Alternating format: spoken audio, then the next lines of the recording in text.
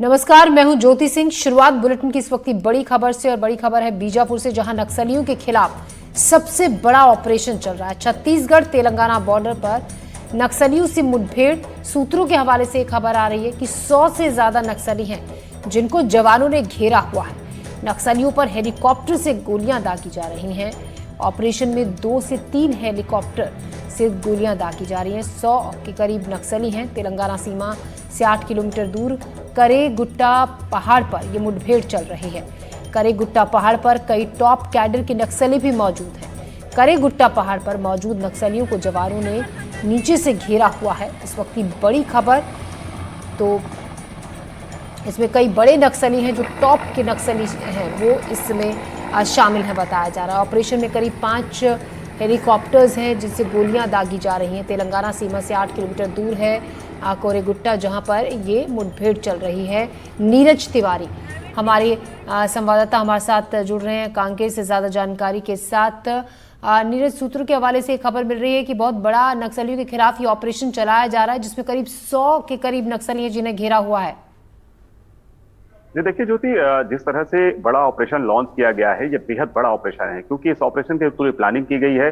आपको बता दूं कि 2 दिनों से जो जवान हैं उस तेलंगाना की सीमा और छत्तीसगढ़ की सीमा पर जो बॉर्डर का जो करेगुट्टा जो पहाड़ है उसे फिलहाल घेर कर रखा गया है। और काफी संख्या में जो है वहां पर माओवादियों की सूचना मिली है, जो कुछ टॉप कैडर के माओवादी वहां पर बताए जा रहे हैं, क्योंकि ये जो इलाका है वो हिड़मा का इलाका है। हिड़मा के इस इलाके में बड़े कैडर के माओवादी हैं। बताया जा रहा है कि बटालियन नंबर 1 और बटालियन नंबर 2 के अन्य बड़े कैडर के जो माओवादी हैं वो इस इलाके में हो सकते हैं, ऐसे सूत्रों के हवाले से खबर है। फिलहाल हिड़मा उस इलाके में है कि नहीं, और देवा और जो एक दामोदर नाम का जो टॉप लीडर है वो इस इलाके में है कि नहीं, इसकी जानकारी नहीं है। लेकिन बड़े लीडरों के होने की इस पुख्ता जानकारी के आधार पर ऑपरेशन लॉन्च किया गया है। दरअसल इसकी जानकारी कैसे मिली, आपको ये भी बता दूं कि तेलंगाना से एक लेटर जारी हुआ था। तेलंगाना के जो नक्सल लीडर थे उसने एक लेटर जारी किया था, और लेटर में यह कहा गया था कि करेगुट्टा के जो पहाड़ है उसके आसपास कोई भी ग्रामीण ना घुसे, क्योंकि उन्होंने वहां पर काफी संख्या में माइंस लगा रखा है। इसके आधार पर पुख्ता इनपुट मिले और पुलिस ने पूरी रणनीति के साथ इस ऑपरेशन को लॉन्च किया। इस ऑपरेशन में जो है तेलंगाना की ग्रे हैंड फोर्स है, बस्तर की जो डीआरजी की फोर्स है, बस्तर बटालियन की फोर्स है, इसके अलावा जो महाराष्ट्र है, महाराष्ट्र की सीमा जो लगी हुई है वहां की जो C-16 कमांडो की फोर्स है, चारों ओर से करेगुट्टा की इस पहाड़ी को घेरा हुआ है। लगभग अगर हम बात करें तो हजारों की संख्या में जवान हो सकते हैं। और संख्या माओवादियों की कितनी है, फिलहाल जो सूत्र है वो 100 बता रहे हैं, हो सकता है इससे ज्यादा माओवादी हो। तो ये पूरी प्लानिंग की जा रही है। आपको बता दूं कि जो हेलीकॉप्टर है उस हेलीकॉप्टर से पूरी मॉनिटरिंग की जा रही थी, आसपास के इलाकों को पूरी रेकी की जा रही थी। इवन ड्रोन के जो कैमरे हैं, ड्रोन कैमरे वो दर्जनों की संख्या में ड्रोन कैमरे वहां पर लगाए गए हैं, उड़ाए जा रहे हैं, उससे निगरानी की जा रही है। और जो जवान हैं वो रात भर उस इलाके में थे। बड़ी खबर यह है कि जो जवान उस इलाके में 2 दिन तक थे वो सबसे पहला काम ये कर रहे थे कि जो आईडी है उसे डिफ्यूज कैसे किया जाए। तो जवान उस इलाके में पहले आईडी को डिफ्यूज किया। अभी सूत्रों के हवाले से खबर निकलकर सामने है कि नीरज हम एक बार तस्वीरें दिखा देते हैं अपने दर्शकों को। एक्सक्लूसिव तस्वीरें एनडीटीवी पर हम दिखा रहे हैं। ये वो तस्वीरें आप देख सकते हैं जहां पर मुठभेड़ चल रही है। वहां से हम सीधे लाइव तस्वीरें आपको दिखा रहे हैं। इस वक्त की टॉप कैडर के नक्सली यहां पर है जहां पर ये मुठभेड़ चल रही है। आसमान से नक्सलियों पर चॉपर से गोलियां दागी जा रही हैं। वो चॉपर हैं जो कि नक्सलियों पर गोलियां बरसा रहे हैं। आपको बता दें कि तेलंगाना की सीमा से महज 8 किलोमीटर दूर है करेगुट्टा का पहाड़।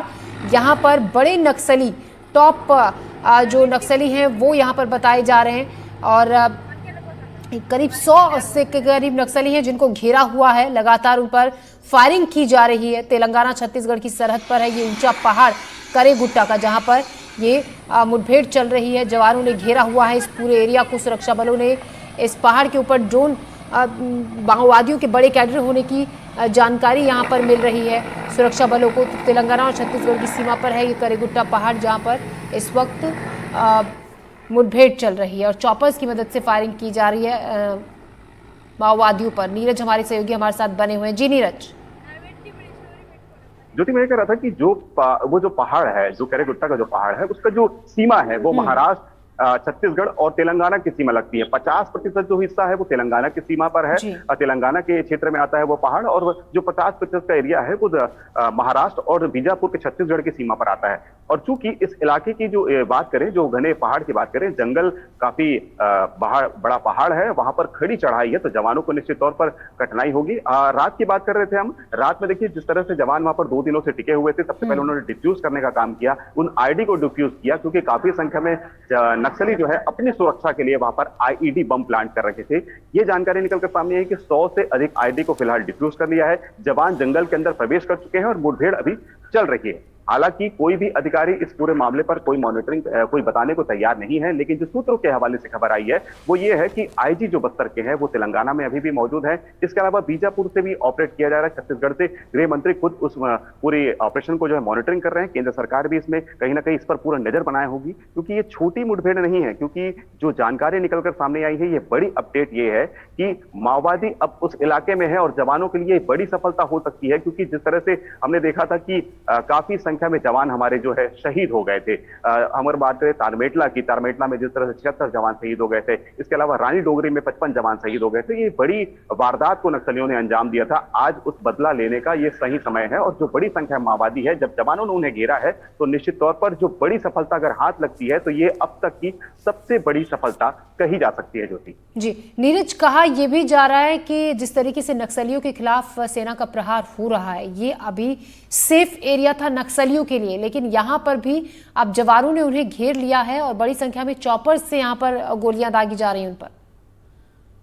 देखिए, चॉपर से गोलियां दागी जा रही है, जो कि इसके अलावा जवान भी अब अंदर घुस चुके हैं। आपको बता दूं कि ये सेफ एरिया किस तरह से था। बीजापुर का जो इलाका है, जिसे हिड़मा जो एक आतंक का सबसे बड़ा नाम है, नक्सलवाद का सबसे बड़ा नाम है। इसके अलावा जो देवा है और जो दामोदर नाम कहा जा रहा है, ये उस इलाके में सक्रिय रहे हैं। जो पूर्ववर्ती गांव है हिड़मा और देवा का, जो बे ग्राम है, उस इलाके में फोर्स की तैनाती हो गई है। जवानों ने उसके कुछ दूरी पर कैंप भी खोल दिया है। बताया ये भी जा रहा है कि पूर्ववर्ती गांव से ये जो पहाड़ है, लगभग 8 से 10 किलोमीटर के दायरे में हो सकता है ये गांव, ये जो पहाड़ है। और इसकी अगर सीमा अगर बात करें तो इसकी सीमा छत्तीसगढ़ के नब्बी, जो बीजापुर का जो नब्बी है वहां से, और कांकेर पुजारी कांकेर जो गांव है उस इलाके से होकर गुजरता है। ये जो इलाका था नक्सलियों का सबसे सेफ जोन माना जाता था, क्योंकि इस इलाके में खड़ी चढ़ाई थी, नक्सली अपने लिए सेफ जोन बनाए हुए थे। नक्सली अभी भी उसी पहाड़ी के टॉप पर बैठे हुए, तो जवानों के लिए चुनौती हो सकती है, क्योंकि नक्सली इसमें टारगेट करके जवानों को नुकसान पहुंचा सकते हैं। लेकिन जवान बेहद सतर्क है और पूरी मुस्तैदी के साथ काम किया जा रहा है। सबसे पहले इस इलाके में जब घुसना आरंभ किया गया, तो उसके पहले इस पूरे इलाके की चैन को तोड़ना जवानों ने शुरू किया। जो इस इलाके से रसद पहुंचाई जाती थी, या ये कहे कि उन खाने पीने की सामग्री या फिर चैन सप्लाई, जो इनका चैन था, उसे तोड़ने का प्रयास किया गया। उसके आधार पर पूर्ण ऑपरेशन को लॉन्च किया गया। और जो जवान वहां पर 2 दिन से, उनसे चॉपर के माध्यम से जो वायुसेना की मदद ली गई, वायुसेना के माध्यम से उन्हें जो जवान है वहां तक खाना पहुंचाने का काम किया गया। अभी ये जानकारी निकलकर सामने आई है कि कुछ जवान जो है बाइक से भी उस इलाके में घुस रहे हैं। तो ये जो बड़ी नक्सल एनकाउंटर की, जो नक्सल ऑपरेशन की जो रणनीति है, ये पुलिस पूरी मुस्तैदी के साथ, पूरी सतर्कता के साथ काम कर रही है, ताकि किसी प्रकार की कैजुअलिटी ना हो। क्योंकि हमने बीते कुछ सालों की बात करें, या फिर अब 2025 की बात कर लेते हैं, 2025 में अभी तक ज्यादा कैजुअलिटी की बात नहीं है, लेकिन जो नक्सलियों को नुकसान हुआ है वो 140 के ऊपर हुआ है। यानी कि लगातार ऑपरेशन में सफलता मिलती जा रही है। 11 से अधिक मुठभेड़ इस इलाके में हो चुके हैं। 11 से अधिक कांकेर की बात करें, या फिर बीजापुर की बात करें, या सुकमा की बात करें, इन इलाकों को मिलाकर मुठभेड़ हो चुके हैं। काफी संख्या में माओवादी मारे गए हैं, माओवादियों को नुकसान हो रहा है। माओवादी बार बार शांति बहाली की बात कर रहे हैं, ऑपरेशन रोकने की बात कर रहे हैं, शांति वार्ता की बात कर रहे हैं, लेकिन माओवादी पूर्ण रूप से आगे नहीं आ रहे हैं। यही वजह है कि सरकार लगातार इन पर कार्रवाई कर रही है। नीरज, जैसे में सवाल ये भी, जैसा कि आपने कहा कि पहाड़ी है, चढ़ाई बहुत मुश्किल जवानों के लिए रही थी, कदम कदम पर आईडी बिछाए हुए थे, बहुत कॉन्फिडेंशियल भी इस पूरे ऑपरेशन को शुरुआत में रखा गया, ताकि किसी तरीके की कोई आहट ना हो और एकदम से इन सभी नक्सलियों को घेरा जा सके। जी बिल्कुल ज्योति, देखिए, ऑपरेशन लॉन्च करने से पहले पूरी रणनीति तैयार की जाती है, आसपास की मैपिंग की जाती है कि कौन सा एरिया है, इस एरिया में अगर पहुंचना है तो उसके लिए सरल रास्ते, सुगम रास्ते कौन से हो सकते हैं। तो इसमें सभी जो आसपास के राज्य है उनसे भी कोऑर्डिनेट किया गया है। आंध्रा की बात करें, तेलंगाना की बात करें, या महाराष्ट्र की सी-16 कमांडो की बात करें, उनसे भी पूरी रणनीति तैयार की गई है। रणनीति के आधार पर पूरा ऑपरेशन लॉन्च किया गया है, ताकि माओवादियों को उस इलाके से पकड़ा जा सके या फिर एनकाउंटर में मारा जा सके। ये एक बड़ी वजह है जिसके लिए पूरी प्लानिंग की गई है, और जो जवान है उनके किसी प्रकार की आहत ना हो उसके लिए भी तमाम व्यवस्थाएं की गई हैं। देखिए, ड्रोन का उड़ाना, हेलीकॉप्टर का वहां पर पहुंचना, चॉपर के माध्यम से रेकी करना, उन पर गोली दागना, ये बड़ी वजह है क्योंकि उस इलाके में नक्सलियों ने कहीं ना कहीं उनको ये जानकारी थी, उनको ये भनक थी कि हो सकता है जवान इस इलाके में पहुंचे। बड़े कैडर के माओवादी जब वहां पर हैं तो निश्चित तौर पर इस इलाके की सूचना अगर जवानों को मिलती है तो जवान इस इलाके में पहुंचेंगे, तो उनको किस तरह से ट्रैप में फंसाना है ये भी एक रणनीति के तहत हो सकता है। नक्सली इसमें अपने काम करने के फिराक में रहे हों। हालांकि जवानों ने 100 से अधिक जो आईईडी को डिस्ट्रोज किया है, निश्चित तौर पर यह बड़ी सफलता है। अब जवान उस इलाके में घुस चुके हैं। अब निश्चित तौर पर जो गोलीबारी हो रही है, जो मुठभेड़ हो रही है, उसमें सफलता मिल सकती है। हालांकि जो सूत्र बता रहे हैं कि कुछ माओवादियों को नुकसान हुआ है, लेकिन इसकी पुष्टि अभी तक नहीं हुई। हालांकि कोई अधिकारी इस पूरे मामले पर कुछ भी कहने से बच रहा है। जी, तो अभी तक पुष्टि नहीं हुई है, आधिकारिक तौर पर कुछ भी नहीं कहा गया है। नीरज, जिस तरीके से ये ऑपरेशंस को अंजाम दिया जा रहा है एक के बाद एक, और अपने आप में ये अब तक का सबसे बड़ा ऑपरेशन है, जैसे कि आपने शुरुआत में भी कहा था, ये कहा जा सकता है, ये माना जा सकता है कि जो नक्सलियों का साम्राज्य है वो धीरे धीरे खात्मे की तरफ बढ़ रहा है और अपने अंतिम पड़ाव पर इस वक्त है। देखिए ज्योति, निश्चित तौर पर जिस तरह से एक गाइडलाइन तय की गई है मार्च 2026 की, उसके बाद से लगातार जो है फोर्स की मूवमेंट उस इलाके में पहुंचने लगी है जिस इलाके में नक्सलियों की पैठ थी। उस इलाके में जवान पहुंच रहे हैं। सरकार लगातार पुनर्वास नीति में बदलाव कर रही है, नक्सलवाद नीति में बदलाव कर रही है। सरकार का यही कहना है कि अगर मुख्य धारा से लौटते हैं तो अच्छा है, नहीं तो गोलियों का जवाब जो है, बंदूक की गोली का जवाब बंदूक से ही दिया जाएगा। और निश्चित तौर पर देखने को मिल भी रहा है क्योंकि लगातार जिस तरह से ऑपरेशन लॉन्च किए जा रहे हैं, सफलता मिल रही है। और ये जो इलाका है इसे मुक्ति दिलाने के लिए लगातार प्रयास किए जा रहे हैं। नक्सली काफी बैकफुट पर है क्योंकि काफी संख्या माओवादी जो है वो मुख्य धारा से वापस आ रहे हैं, तो काफी संख्या माओवादी मारे भी जा रहे हैं। लेकिन अगर इन बड़े लीडरों का अगर सफाया होता है, या यूं कहें कि ये बड़े लीडर अगर मुठभेड़ में मारे जाते हैं, तो निश्चित तौर पर नक्सलियों की एक कमर जो है वो पूर्ण रूप से टूट सकती है और नक्सलियों को खासा नुकसान होगा। तो नक्सलवाद की समाप्ति की जो डेडलाइन है वो अगर इसमें सफलता मिलती है तो निश्चित तौर पर कि कह सकते हैं कि 2026 वो वक्त से पहले ही सफलता मिल सकती है। जी नीरज, शुक्रिया आपका जानकारी के लिए। हम ताज़ा जानकारी वहां से आपसे लगातार लेते भी रहेंगे। फिलहाल आप